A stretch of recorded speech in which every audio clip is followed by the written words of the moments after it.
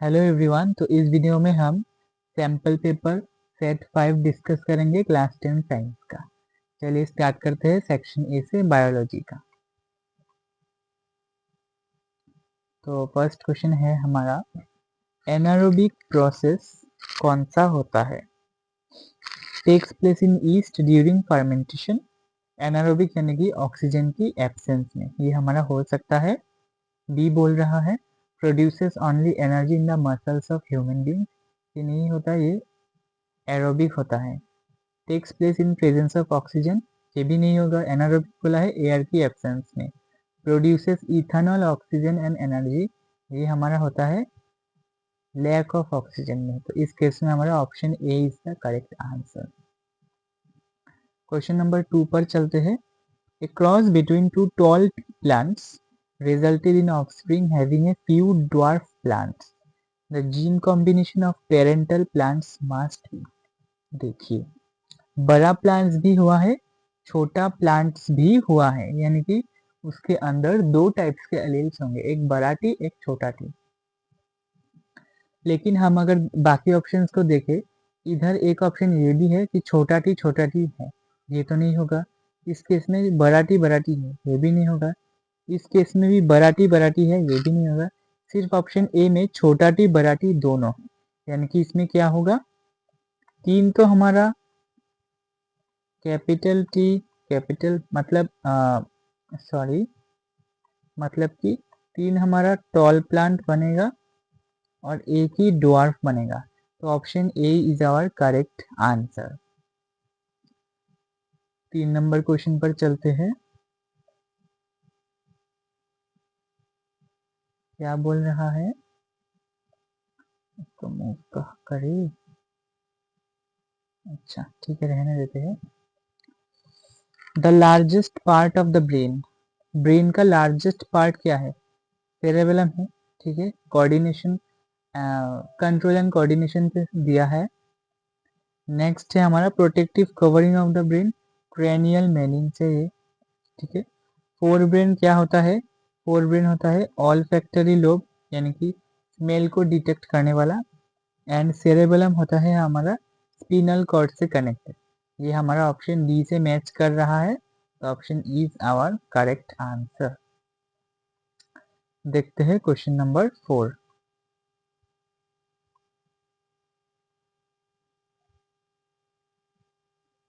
Fourth question हमें बोल रहा है, in a nerve cell the site where electrical impulse is converted into chemical signal. Electrical impulse chemical signal में convert होता है, इस साइट को हम क्या बोलते हैं? इस साइट को हम बोलते हैं न्यूरोमस्क्यूलर जंक्शन। बिल्कुल एवरग्रीन क्वेश्चन है। फिफ्थ क्वेश्चन पर चलते हैं। How much the net primary productivity of a terrestrial ecosystem is eaten and digestive by herbivores. ये तो एनवायरमेंट का क्वेश्चन है, 10% लॉ होता है ना, तो इसमें 10% होगा। देखते हैं question number 6।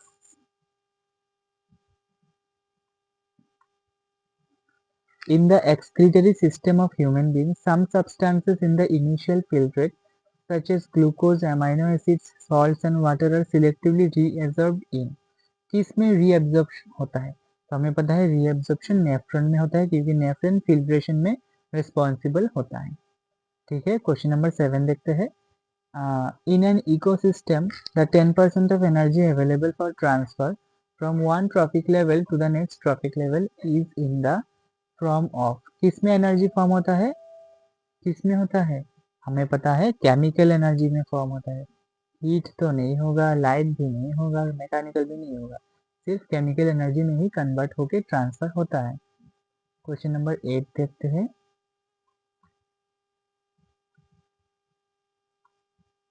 Consider the following 3 flowers X Y and Z, which flower would develop into a fruit. कौन सा फ्लावर फ्रूट में कन्वर्ट हो सकता है, ठीक है। तो अच्छे से अगर हम देखें, देखो फ्रूट में कौन कन्वर्ट होगा? जिसके अंदर ओवरी होगा, फर्टिलाइजेशन होगा। इसमें ओवरी है, हमें दिख रहा है ये वाला पार्ट, इसमें भी है, लेकिन इसमें ओवरी नहीं है, तो हमारा एक्स एंड वाई ओनली होगा। एक्स एंड वाई में ही फ्रूट होगा, क्योंकि इसमें ओवरी है, जर्मिनेशन होगा, फर्टिलाइजेशन होगा। असर्शन रीजन पर चलते हैं। असर्शन हमें बोल रहा है genes inherited from the parents decide the sex of the child. बिल्कुल सही बात। अगर हमने एक्स क्रोमोसोम पापा से लिया है, Y chromosome X chromosome mummy से भी लिया है तो हमारा गर्ल होगा, और अगर वाई क्रोमोसोम पापा से लिया है, एक्स क्रोमोसोम मम्मी से लिया है तो हमारा चाइल्ड एक बॉय होगा। सही बात है। Reason X chromosome in a male child is inherited from his father. बिल्कुल गलत। एक्स क्रोमोसोम हमेशा मम्मी से ही आता है, और पापा से एक्स भी आ सकता है, वाई भी आ सकता है, ये गलत होगा। असर्शन तो हमारा ट्रू है लेकिन रीजन फॉल्स है। Option C is our correct answer. इसी के साथ बायोलॉजी का सेक्शन खत्म हो जाता है। अब हम देखते हैं केमिस्ट्री का सेक्शन बी।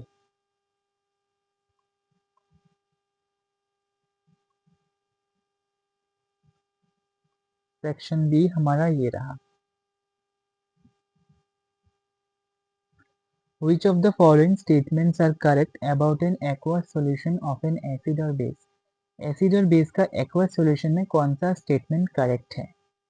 ठीक है। Higher pH stronger the acid, बिल्कुल गलत। ठीक है, गलत है ना, क्योंकि higher the pH weaker the acid, तो ये तो नहीं होगा। Higher the pH weaker the acid ये सही है हमारा। Lower the pH stronger the base ये गलत है। Lower the pH weaker the base ये सही है हमें, यानी कि हमारा बी एंड डी सही है। बी एंड डी तो कहीं पर भी नहीं है। इसमें कुछ गलत है लगता है।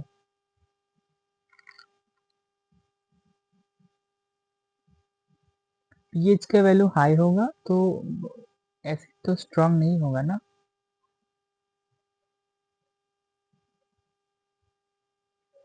ये क्वेश्चन गलत है, इनकरेक्ट। ये ऑफिशियल से ही गलत हो गया। अब देखते हैं क्वेश्चन नंबर 18, जो कि है हमारा statement based question. Which of the given statement is correct or wrong? Statement A. Ethane decolorize bromine water whereas ethine does not.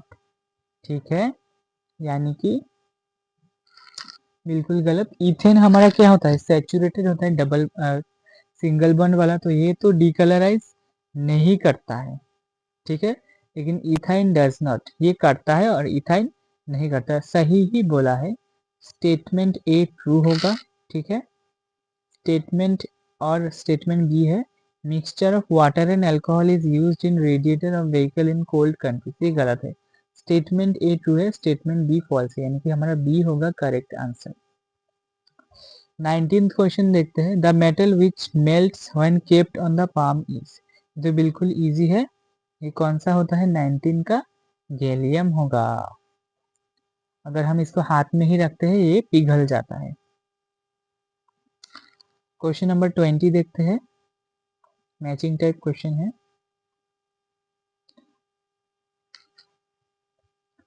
The bond which holds cations and anions, cations and anions यानी कि plus minus negative positive charge ionic bond से होते हैं। ठीक है, self linking property of carbon catenation होता है। Denatured alcohol कौन सा होता है, पिरिडीन। और सिंथेटिक डिटर्जेंट हमारा नॉन बायोडिग्रेडेबल, ये तो हमें ऑप्शन ए में दिख रहा है। इस केस में ऑप्शन ए हो जाएगा हमारा करेक्ट आंसर।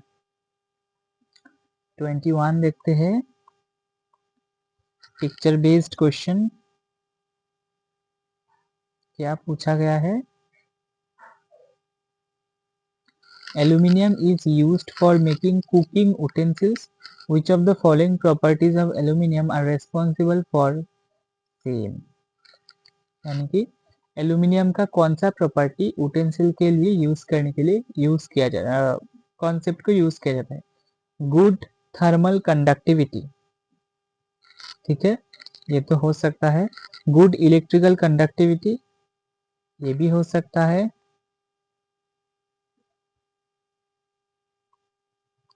डक्टिलिटी नहीं होगा, हाई मेल्टिंग पॉइंट नहीं होगा, यानी कि 1 एंड 2, यानी कि 1 एंड 2 किस ऑप्शन में, हमारा ऑप्शन ए हो जाएगा इस केस में करेक्ट आंसर। 22 देखते हैं, कार्बन कंपाउंड्स कैसे होते हैं? Good conductors of electricity, carbon compounds good conductor तो नहीं होते हैं। बैड कंडक्टर्स ऑफ इलेक्ट्रिसिटी होते हैं, have strong forces of attraction between their molecules, ये भी नहीं होते हैं, have weak forces of attraction between their molecules, यानी कि 2 एंड 4, यानी कि option C is our correct answer.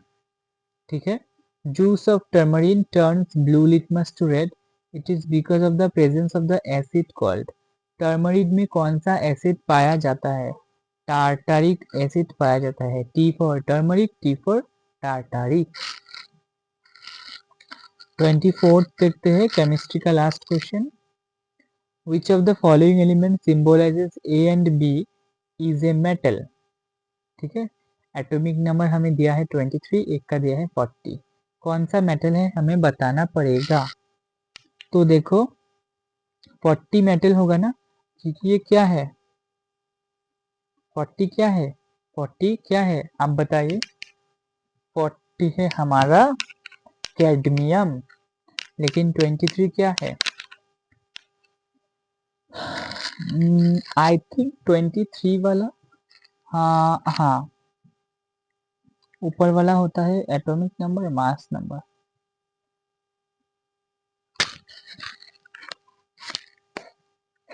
हाँ ठीक है, बी ही मेटल होगा, ए नॉन मेटल होगा। इसी के साथ हमारा केमिस्ट्री खत्म हो जाता है, अब हम चलते हैं फिजिक्स की ओर।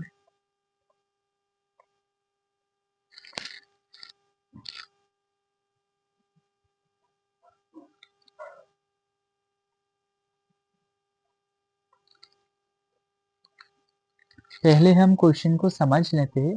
Study the following figure in which a student has mark the angle of incidence I, angle of refraction R, angle of emergence E, angle of prism A and angle of deviation D. The correctly marked angles, कौन सा angle correctly mark हुआ है हमें बताना पड़ेगा।